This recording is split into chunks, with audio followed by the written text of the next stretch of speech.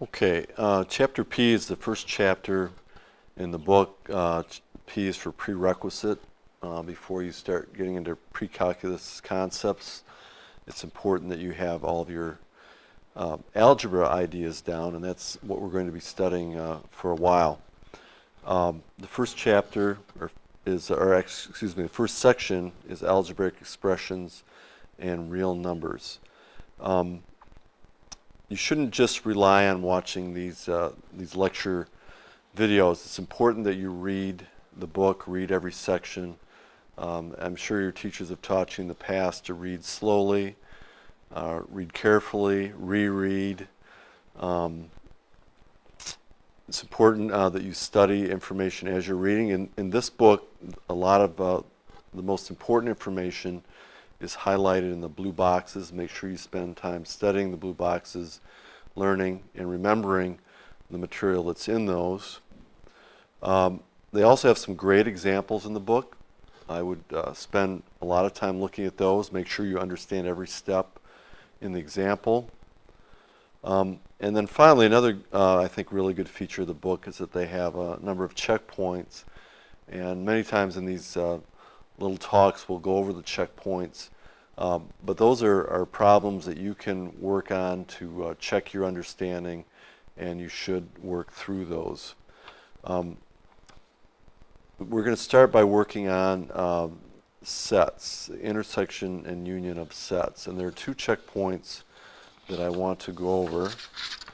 The first one involves intersection.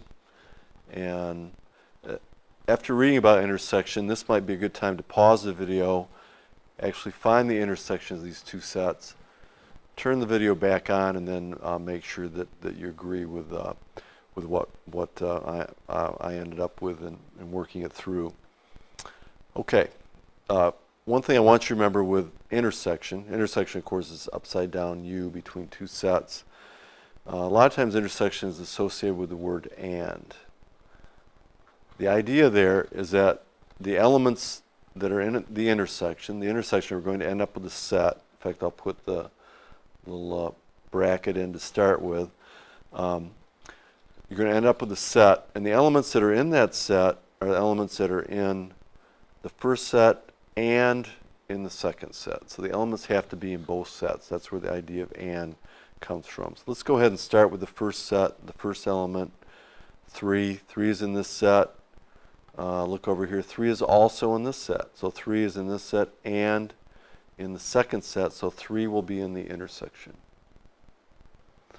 Let's go to the next element, 4. 4 is in this set.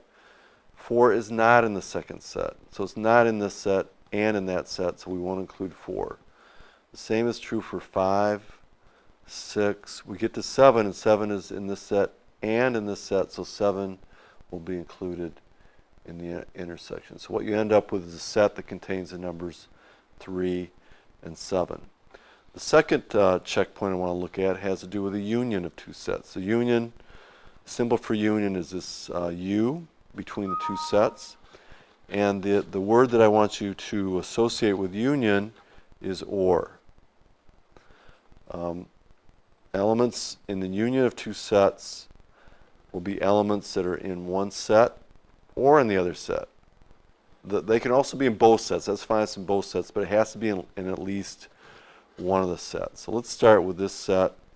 If an element is in one set, it is in one set of the other set, so you might start and just list everything that's in this first set, because all those elements are going to be in one set or the other, since they're all in this set already. So we have 3, 4, 5, 6, 7.